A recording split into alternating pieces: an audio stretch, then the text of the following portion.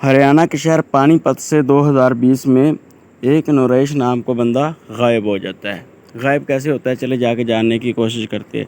नजरीन ग्रामी नरेश का जो ऑफिस होता है घर से 3 किलोमीटर दूर होता है और वो एक बहुत बड़ा प्रॉपर्टी डीलर होता है। शहर का माना जाना प्रॉपर्टी डीलर होता है। शाम 6:30-7 बजे वो घर आ जाता है। इस दिन भी वो शाम 7 बजे ऑफिस से निकला घर के लिए, लेकिन 8:30 हो गए लेकिन वो घर नहीं पहुंचा। घर वाले उसकी फ़िक्र करना शुरू कर देते हैं कि अब 8 बजे तक वो आया नहीं, पहले तो 7:30-7 बजे तक आ जाता था। चूँकि घर का और ऑफिस का रास्ता नहायत ही कम था और वो कार से आता था, इसलिए 15-20 मिनट में पहुंच जाया करता था, लेकिन आज नहीं पहुंचा। करते करते उसकी बहन ने अपने भाई को कॉल करी, जो कि 2-3 किलोमीटर की दूरी के ऊपर ही रहता है। उसका भाई आता है, उसका पता करता है, ऑफिस जाता है, पता चलता है जी यहाँ से तो वो घर के लिए निकल गया। वो पुलिस स्टेशन जाता है और जाके कंप्लेन दर्ज करवा देता है कि मेरा बहनोई ऑफिस से घर के लिए निकला है लेकिन घर नहीं पहुंचा। पुलिस कंप्लेन दर्ज कर लेती है। दूसरी तरफ क्या होता है कि एक गांव के करीब से एक नहर गुजर रही होती है। वहाँ पे एक गाड़ी जो होती है, लाइटें उसकी ऑन होती है, वो गाड़ी नहर में कोई गिरा रहा होता है। रात का टाइम होता है, एक राहगीर चलते हुए देख लेता है कि कोई गाड़ी नहर में गिरा रहा है। वो जाके गांव के सरपंच को बता देता है। सरपंच गांव के बंदों के साथ आके रात को वहाँ पे देखता है, लेकिन वहाँ पे कुछ भी नहीं होता। सुबह जाके वो थाने में कंप्लेन कर देता है कि यहाँ पे कोई बंदा गाड़ी नहर में गिरा के गया है।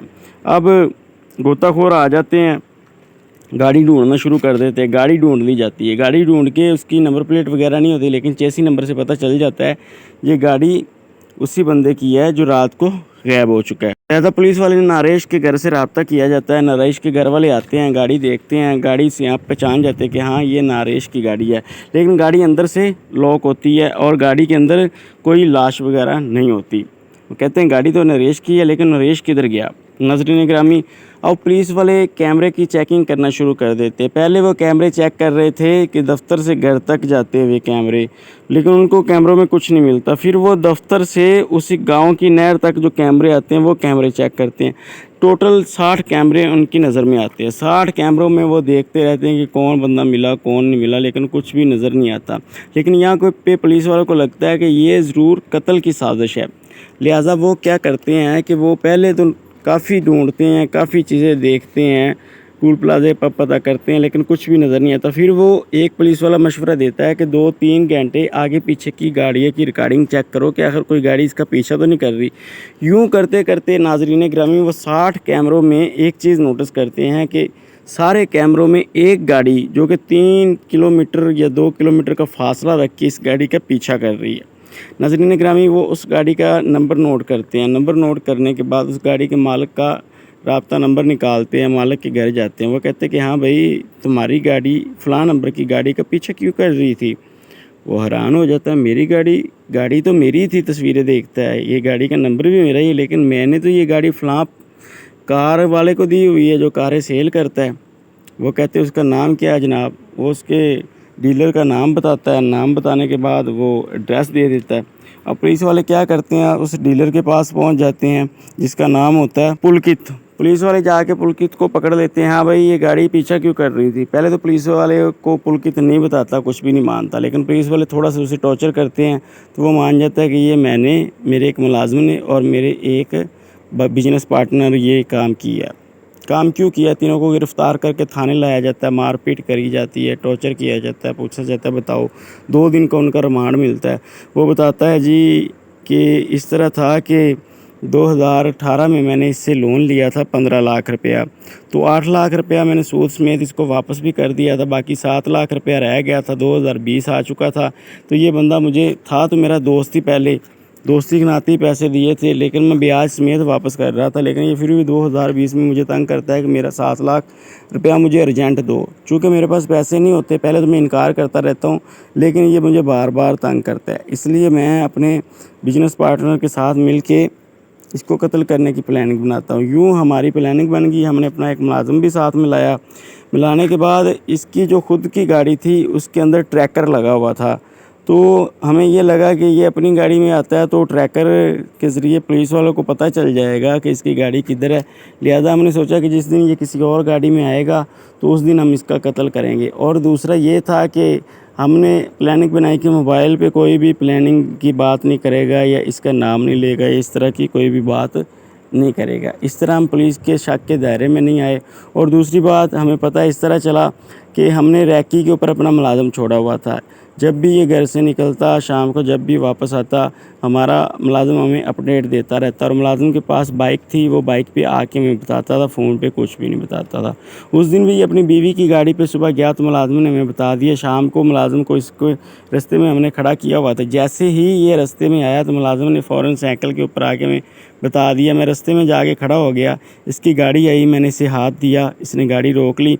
मैंने बोला कि भाई तुम्हारा 7 लाख रुपया मेरे दफ़्तर में पड़ा है तो चलो जाके अपना 7 लाख रुपया ले लो। यूँ मैं इसको अपने दफ़्तर में ले गया। ये मेरे दफ़्तर में आया, वहाँ पे मेरा पार्टनर और मेरा मुलाज़िम खड़े थे। हम तीनों ने इसे पकड़ लिया, पकड़ के इसका गला शला अच्छे से दबाया और इसे कत्ल कर दिया। कत्ल करने के बाद हमने इसकी गाड़ी में इसकी लाश रखी डिग्गी में और मैंने गाड़ी को ड्राइव करना शुरू कर दिया। और ये जो मेरे साथी थे ये पीछे वाली गाड़ी में आ रहे थे ताकि हम इसकी गाड़ी को जब नहर में फेंक दें तो ये मुझे वापस लेके आ सकें। ऐसे ही करते करते मैं गाड़ी को नहर के ऊपर ले गया।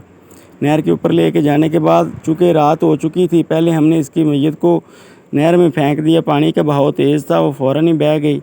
लेकिन रात के वक्त हमें काफ़ी नज़र नहीं आ रहा था, इसलिए हमने इसकी गाड़ी की लाइटें ऑन कर दी। लाइटें ऑन करके हमने गाड़ी को नहर में फेंक दिया। तो नहर में फेंकने के बाद हमने गाड़ी की नंबर प्लेट 200 मीटर पहले ही उतार के फेंक दी थी। ऐसे गाड़ी नहर में फेंकी, हम वापस आ गए। वापस आने के बाद हमने किसी की गाड़ी इसलिए इस्तेमाल की कि पुलिस वालों को शक ना हो और वो दूसरे मामलात में ही उलझे रहें। तो पुलिस वालों ने पूछा कि चलें ठीक है जी, ये तो सब कुछ हो गया, अब उसकी लाश किधर है। वो कहते हैं जी हमने गला जब उसका दबाया वहाँ पे नहर के ऊपर लेके आ गया। नहर पे ऊपर लेके आने के बाद हमने लाश तो उसकी इधर ही फेंक दी थी पानी में। पुलिस वाले कहते हैं कि पानी में लाश तो फिर मिल नहीं रही। खैर पुलिस वाले गोताखोर अगले दिन मंगवाते हैं। 2 दिन का रिमांड मिला होता है अदालत से। अगर 2 दिन के अंदर ये लाश नहीं मिली तो मज़ीद रिमांड नहीं मिलना था। पुलिस वाले गोताखोर मंगवाते हैं, सब कुछ करते हैं। नहर की तलाशी लेना शुरू कर दी जाती है, काफ़ी टीमें आ जाती हैं, लेकिन लाश कहीं पे भी नहीं मिलती। यूँ करते करते 1-1 किलोमीटर चेक करते करते पूरे 60 किलोमीटर तक चेक किया जाता है। 60 किलोमीटर दूर जाके एक चीज़ नज़र आती है जो कि नारेश होता है, उसके साले को नज़र आती है। वो दूर से इशारा करता है गोताखोर को कि वो कोई चीज़ है। लेकिन नहर का पानी इतना तेज़ होता है, बहाव इतना तेज़ होता है कि गोताखोर जैसे उसके करीब पहुंचते हैं वो आगे को खिसक चुकी होती है। 2 किलोमीटर तक ऐसे ही वो कंफ्यूज करती रहती है चीज़, वो उनके हाथ नहीं आती। 2 किलोमीटर आगे जाके एक पुली होती है, पुली के करीब जाके वो चीज़ जो भी होती है वो रुक जाती है। गोताखोर उसको जाके पकड़ लेते हैं। पकड़ के जब वो बाहर निकालते हैं तो वो वाकई नरेश की लाश होती है। उसको बाहर निकाल लिया जाता है, लेकिन वो पानी से इतनी ज़्यादा फूल चुकी होती है कि पहचान नहीं आ रही होती कि वाकई ये नरेश है या कोई और है। लेकिन घर वाले कपड़ों से पहचान करते हैं कि हाँ ये नरेश ही है। फिर मज़ीद उसको हॉस्पिटल लेके जाया जाता है। वहाँ पे उसकी ऑटोप्सी रिपोर्ट बनती है। रिपोर्ट में आता है जी इसका गला दबा के सांस बंद होने की वजह से इसकी मौत हुई है, गला दबाने की वजह से ये कत्ल हो चुका है। और DNA टेस्ट रिपोर्टिंग वगैरह आती है, वहाँ पर पता चल जाता है ये नारेश ही है। नाज़रीन ग्रामी 2020 में ये गिरफ़्तार हो चुके होते हैं। अब ये इसका जो दोस्त होता प्रॉपर्टी डीलर, वो उसका कारोबारी साथी और उसका मुलाजिम, ये तीनों भी जेल के अंदर हैं। इनका ट्रायल चल रहा है। इनके साथ जो भी होगा वो तो आने वाले वक्त में ही पता चलेगा। वीडियो अच्छी लगे तो लाइक शेयर और कमेंट्स कर दीजिएगा। मुझे इजाज़त दें, अल्लाह निगहबान।